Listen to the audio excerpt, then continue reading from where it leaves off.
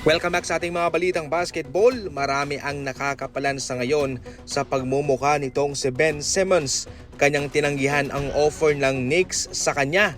Ito na siguro yung malakas-lakas na team na kumontak dito kay Ben Simmons mga idol maliban sa Sacramento Kings. Ang rason kasi ni Ben Simmons ay nais niya ng mas malaking kontrata kumpara sa isang minimum deal lamang.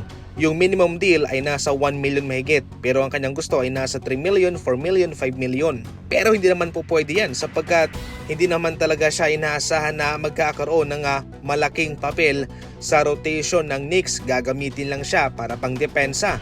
Kaya makatarungan lang po itong offer ng Knicks sa kanya. Aba, bakit mo naman bibigyan ng malaking pasweldo ang isang tao kung hindi mo naman ito bibigyan ng mabigat na trabaho?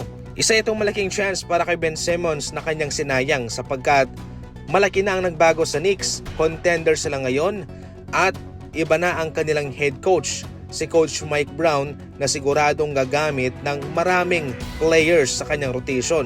At yan ho ang malaking sinayang ni Ben Simmons. Hindi ka naman impactful na manalaro, humihingi ka pa ng malaking bayad. Samantala, nasa trading block na sa ngayon itong sina Kelly Oubre Jr. and Andre Drummond ng Philadelphia 76ers.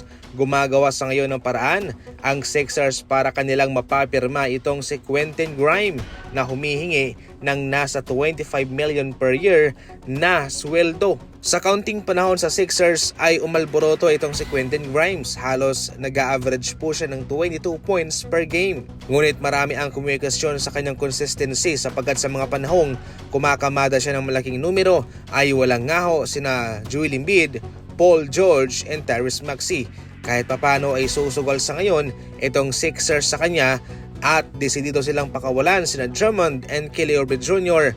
para makuha nila itong si Quentin Grimes. Importanteng posisyon ang maiwan itong si Kelly Oubre Jr.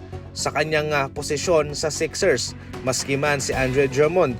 Pero dahil nga siya ay ititrade na ng Sixers, ito lamang huy nangangahulugan na siya ay papalitan ng mas batang center. Ngayon sa Golden State Warriors naman, isa itong magandang pagkakataon na bumukas ang pintuang ito para sa isang veteranong center na nasa trade market.